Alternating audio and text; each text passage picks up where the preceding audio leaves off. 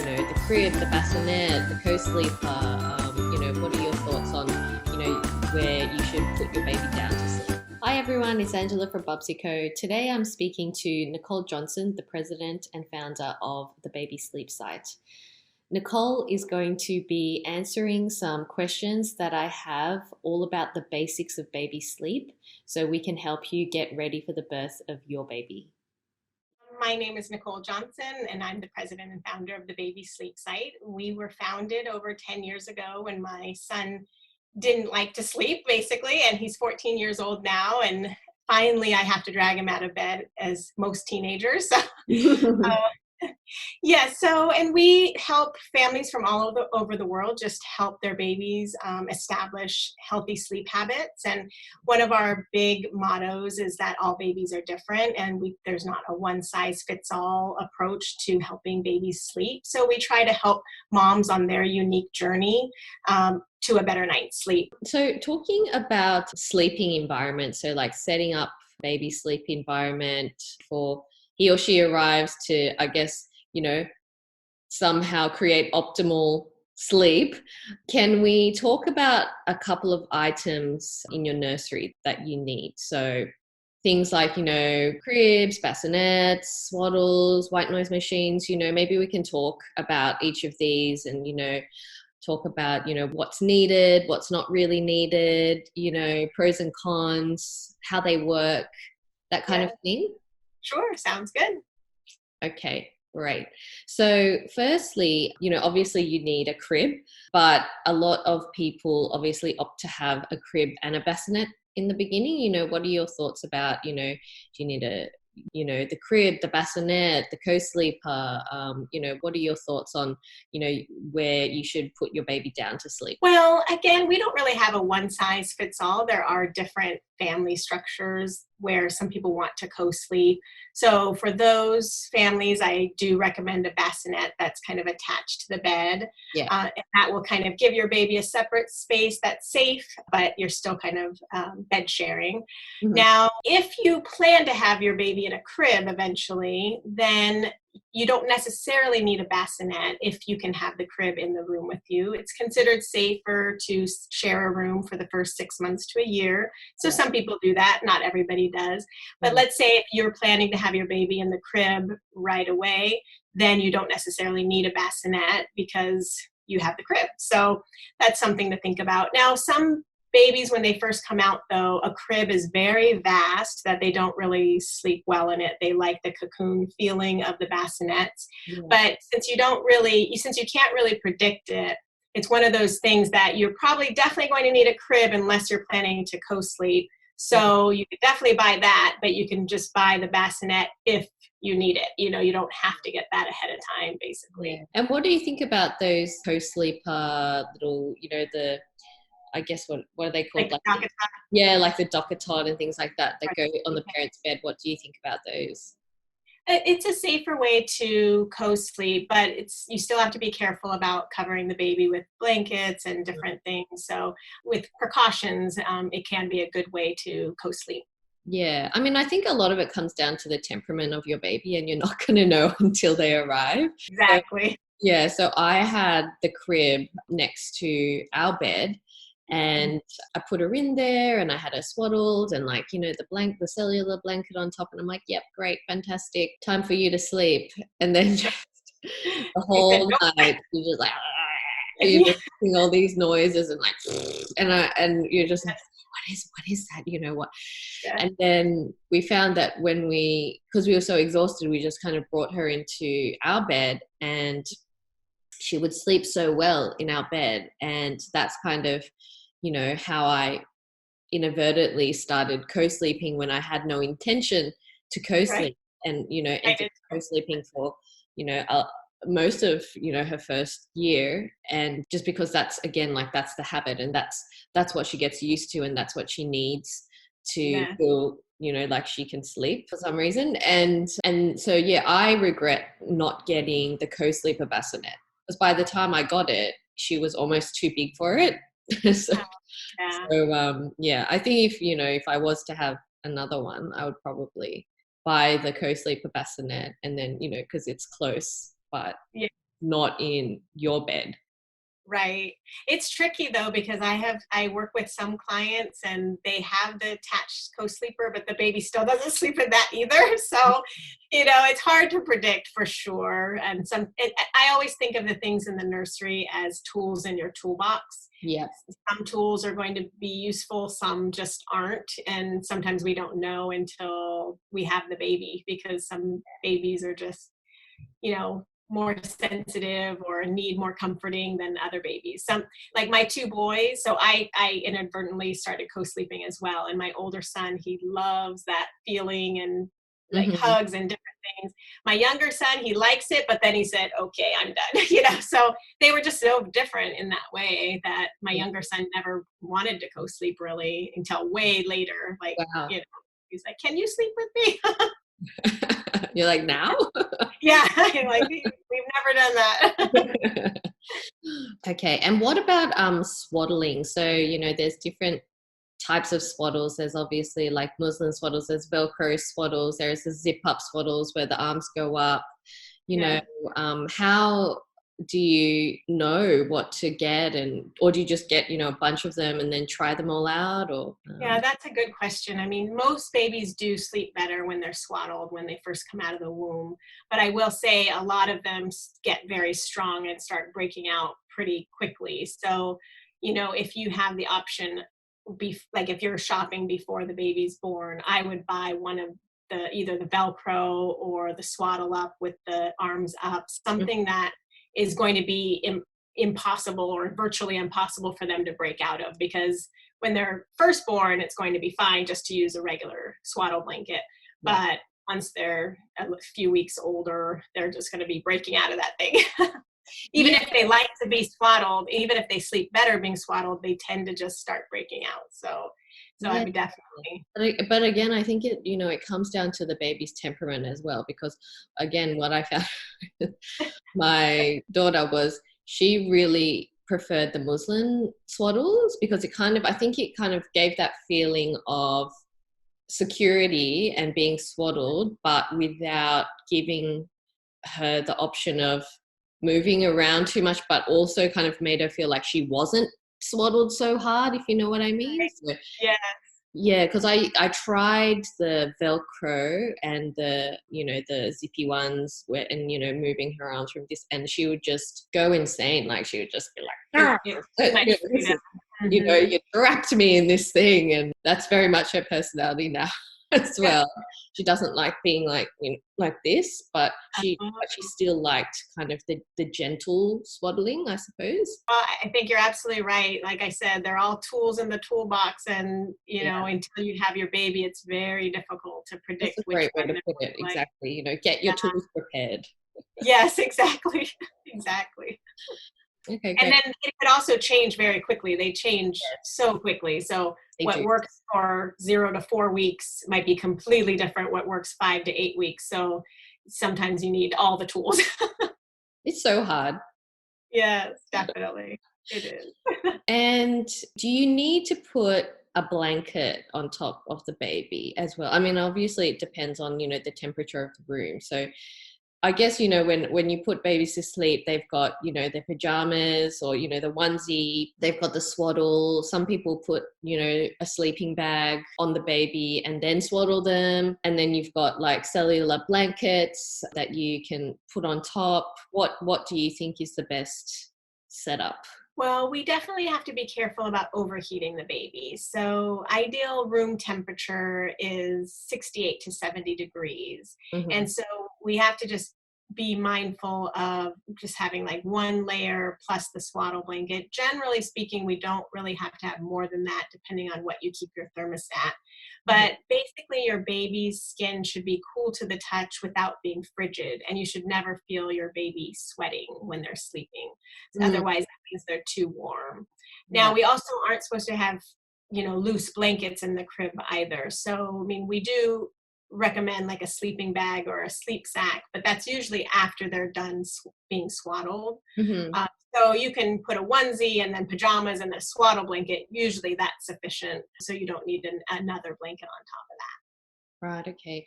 And if you feel like they're getting hot or they're, sweating a bit and things like that, I guess you just have to, yeah, peel the layers off and then swaddle them again, or can you do Yes, I would that? probably, take a layer off, and then also pay attention to what type of swaddling blanket you use. Some of Mm. them have different, TOG ratings of how warm the blanket is. So you do want to be mindful of that as well. And you can also adjust the thermostat or put a fan on as well. It kind of depends on where you live and what Mhm. type of, cooling system you have or whatnot, or heating. What is a TOG rating? What does that, what does it mean? Well, that basically just means how warm the blanket is. So the higher the TOG rating, usually the warmer the blanket. So Hmm. you just want to, make sure that you have the right one with the right pajamas, basically, or what you have the baby wearing while they're sleeping. Yeah, yeah. And there's some like really handy charts, I think, online, or with products that you can see, that show what the degrees of the room is, and then, what TOG rating, The what is it, blanket, sleeping bag or whatever yeah, you can, yeah, put on the baby, and what they should be wearing underneath it. So I always refer to that as well. yes, I think those are very helpful as well. All right. So rocking chairs or armchairs or feeding chairs, I guess, in the Yeah. nursery, you've got ones that rock, you've got the glider, you've got stationary ones, which one do you get? Which one? Well, so this is the tricky thing. So a lot of babies will like rocking. But some babies do not like rocking. And so we do work with some families. They don't use the rocking chair at all. And rocking chairs are not cheap. So it's one Yeah. of those things that I don't think you need to have one. For breastfeeding, you can use a chair, a regular chair, maybe a breastfeeding pillow, or Mm. side lying on your bed or something like that, Yeah. if you're breastfeeding. And so, I would definitely say the rocking chair is optional. Now, the other thing is a rocking chair can become a problem when it comes to sleep, because if you rock the baby to sleep and then you have to rock the baby every hour, then that almost becomes a crutch for both of you that can be difficult to, change. So for that reason, that's another reason you might not want to use a rocking chair. Now, Yeah. some of the babies that we work with, they do like movement, but not the rocking, gliding movement. They like bouncing on a yoga ball. So baby, they're Yeah. bouncing, and then the rocking chair isn't going to help you. So the Yeah. rocking chair is definitely one of the things that I would say is optional, that you don't necessarily need or want one. Yeah, agree. And what else is in the nursery? So baby monitors. There's so many, there's just the basic ones, and then there's just the ones with just the audio, video, and then now there's all those, very, very advanced ones that has like cry detector and what is it like, the baby's flipped over, and the breathing monitors, and Yes. what do you feel about those? Yes. Well, I definitely think the breathing monitors can give you peace of mind. It can be good for some moms that to know that your baby is, breathing, obviously. Hmm. But they can cause some anxiety too, because they do, go off sometimes, and it's not, it's a false alarm and that kind of thing. Yeah. And similarly with monitors, I think most people will feel better being able to see your baby. So a video monitor would probably be just in Yeah. our day and age. When I first had my babies, they were only audio. That's how old I am. But nowadays, I would think most people would want a video monitor so you can look at the baby and just make sure that everything is okay. Yeah. And I think that just gives everybody more peace of mind. Now, the one caution I have about baby monitors is that sometimes we can over obsess about the baby sleeping, and because babies are very loud sleepers, and if your monitor's too loud, you're going to wake up every time you hear that baby make a noise. And for some moms, it can cause a lot of anxiety and sleeplessness on your part, even if the baby's technically sleeping. So Yeah. I just caution people to watch the volume, try not to like check the video monitor incessantly. Yeah. Don't, if the baby's sleeping, you sleep. That's what you really need to do, not check the monitor a million times. So I think getting to know yourself and how you feel, and if you start to feel like it's causing more anxiety, I would just, be cautious about your use of the baby monitor. Yeah. Especially if you hear the baby down the hall, Yeah, fair enough. I mean, I was doing exactly that. I mean, when I moved her to her own room, I moved her when I knew she could flip over both ways. So, when I could see that if there was something covering her face, she could move it herself. And I was doing that. So like any little sound, and I couldn't sleep because I was much more conscious of what the baby monitor, was doing, and that staticky sound. So then what I ended up doing was, just turning off the volume, leaving the video on, and then obviously leaving all the doors open. I can still hear the baby, through the doors, and she's just next door anyway, through through the wall, and she's not a quiet baby anyway, so right. Like if she's woken up. So that's my setup currently, but. Yeah. One thing I think would be helpful is if I had like a zoom feature on my baby monitor, so I could like zoom in and zoom out. That would be good. But I've got a pretty rudimentary kind of basic monitor. Yeah. I think that's a great idea. Zooming in would be really nice, I think, because some people send me their video clips and I'll look, and I think zooming in would be nice to know like what's going on. Did she find her pacifier? What's going on? Yeah. See, like I was the same. Did she sleep or not? Yeah. Yes, exactly. And I was the same as you. I ended up turning off my monitor and just opening the doors, and then he was a screamer. So if he started crying loud enough, I would wake up. I was a light sleeper anyway. But that was part of the problem. Every time he made noises on the monitor, I would wake up, and then it would take me 20 minutes to go back to sleep. So it was just disrupting my sleep just too much. So yes, I agree with you. And then white noise machines or sound soothers. So a lot of moms and parents, they swear by white noise or, some other kind of sound soother. What are your thoughts about those type of contraptions?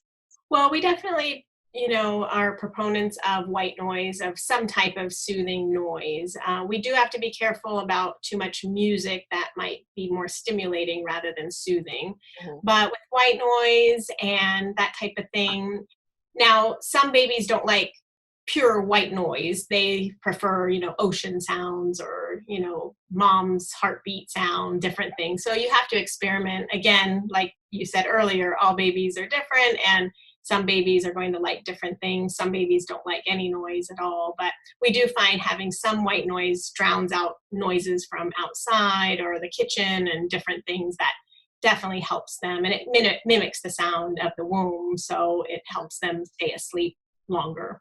And it's good to, cue bedtime. So, you turn it, you walk in, you turn it on, it cues bedtime. So, that's true too. Yes. Yeah, that's how I used it. And what about blackout blinds? So we were talking about before, nap time, you prefer to keep the room well lit as opposed, so, the right hormones can be activated. What are your thoughts on blackout blinds? Yes. Well, in the beginning, the first few weeks of life, it is important to have, brightly lit room during naps just to correct the day-night confusion. Mm-hmm. However, as they get older, some babies are very sensitive to having a bright room, and they will nap better in a darker room. So we do like room darkening blinds or curtains. However, it's not something that you have to buy from the beginning, because some babies will sleep just fine, nap just fine in a brightly lit room. Mm-hmm. So it's one of those things, if you're buying curtains before the baby's born, you might want them to be darkening ones for later, just in case. But at the same time, there's plenty of babies that nap just fine in a bright room, so it's not a mandatory item. Mm-hmm. But especially, and it kind of goes back to temperament too, is babies who are more alert.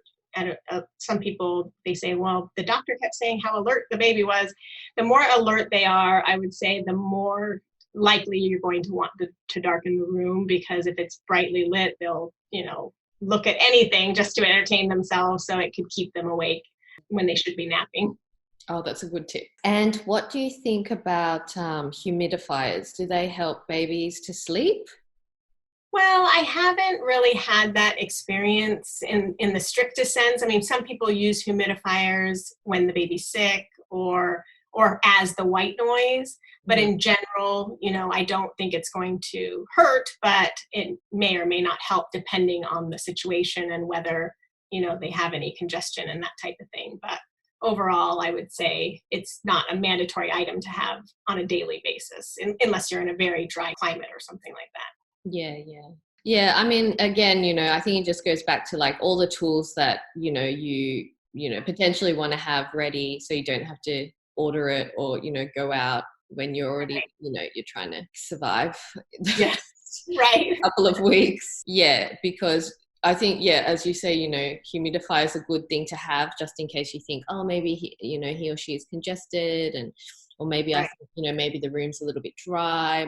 I might try this. Yeah. Yes. In general, I mean, you'll need a humidifier probably at least a couple of times in their lifetime for sure. So. Yeah, exactly. Wow. Okay. So that's kind of all the things. I think those are kind of the, the things that most people prepare for in their nursery. Is there anything else that you wanted to specifically mention about, the nursery or sleep environments? No, I did mention temperature. Some people use a mobile just to kind of keep the baby company if they're in the room by themselves, that kind of thing. Eventually, as the baby gets older, you'll want some type of lovey, probably like an attachment object for them to be able to self-soothe more. But that usually comes later because we can't have anything in the crib while they're young. But those are a couple more things that I could think of. Yeah, great. Okay.